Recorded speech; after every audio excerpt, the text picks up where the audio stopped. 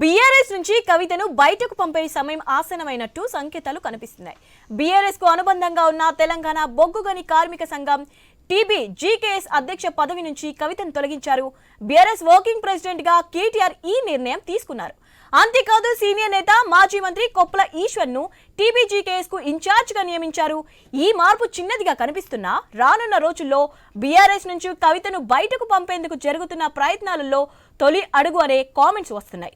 2014 నుంచి పార్టీకి సింగరేణి బొగ్గుగని కార్మిక సంఘానికి గౌరవ అధ్యక్షురాలిగా ఉంటూ అనుసంధాన కార్యకర్తగాను పనిచేస్తున్నారు కవిత. ఇప్పుడు ఆ బంధం పూర్తిగా తెగిపోయింది.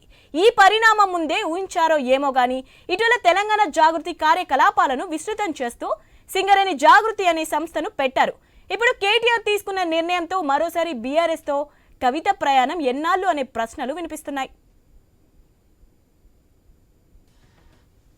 ఈశ్వరన్న తను స్వయంగా తను బొగ్గుగని కార్మికుడు, చాలా సీనియర్ నాయకుడు.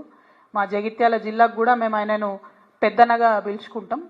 అటువంటి నాయకుడికి ఇన్ఛార్జ్ ఇవ్వడం డెఫినెట్గా తెలంగాణ బొగ్గుగని కార్మిక సంఘం మంచిగా పనిచేస్తుందని చేయాలని కూడా కోరుకుంటున్నాం. Thank you.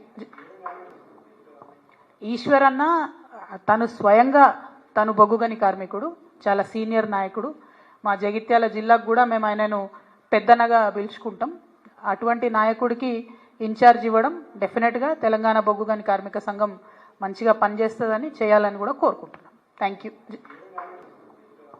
ఈశ్వరన్న తను స్వయంగా తను బొగ్గుగని కార్మికుడు, చాలా సీనియర్.